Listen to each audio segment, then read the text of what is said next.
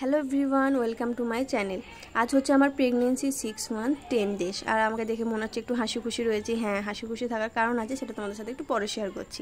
তো সকালবেলা ঘুম থেকে উঠে আগে খেয়ে নিয়েছিলাম একটা হ্যাপি বিস্কুট, যেটা অনেকদিন পর খেলাম। তারপর খেয়ে নিয়েছিলাম, মা একটু আমাকে বাজার থেকে এনে দিয়েছিল পুরি আর তরকারি। সেই আমার ডাল পুরি খেতে খুব ভালো লাগে, তাই এনে দিয়েছিল।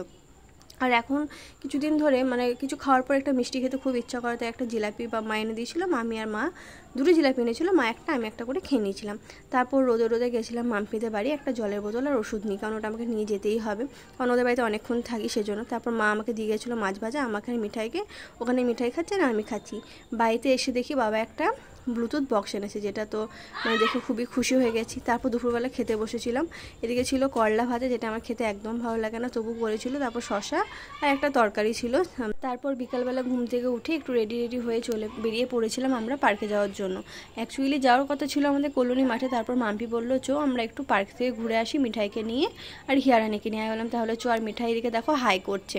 ও সবসময় ও হাঁটতে বললেও বলবে কোলে উঠবো, সেজন্য ওকে একটু বাহানা করে নিয়ে যাওয়া হচ্ছিলো। কোনো মতেও হাঁটতে যায় না, একটু গিয়েই বলবে আমাকে কোলে নাও।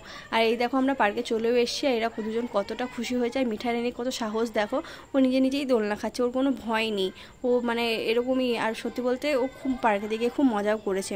আর এই পার্কেতে না আমাদের অনেক কিছু স্মৃতি জড়িয়ে আছে। এই পার্কেতে না আমরা প্রত্যেক বছরই আসতাম, প্রায়ই আসতাম, কিন্তু প্রত্যেক বছর পয়লা বৈশাখে আমরা আসতাম। এই দিনটা আমরা কোনোদিন বাদ দিতাম না। আমাদের পাড়ার সব বন্ধুগুলো মিলে আমরা এখানে আসতাম। আর এখানে পার্কেতে প্রচণ্ড ভিড় হতো, তাই আমরা কি করতাম, নিজেদের মধ্যেই খেলতাম। ওখানে আমরা সব যেরকম খেলা হয় খেলতাম। আর ওদিকে মিঠাই দোলনা খাচ্ছে আর আমি বসে বসে দেখছি। তারপর বাড়ি আসার পথে একটু ফুচকা খেয়ে নিয়েছিলাম। আর তোমাদেরকে যে বললাম খুশির খবরটা, সেটা হচ্ছে আমরা একটা আলমারি নিয়েছি।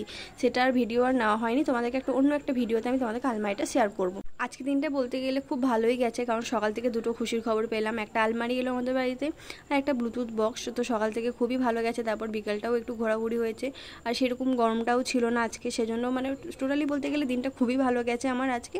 তোমাদের যদি ভিডিওটা ভালো লেগে থাকে তো একটা লাইক অ্যান্ড সাবস্ক্রাইব করে দিও। আজকের মতো চলো, টাটা।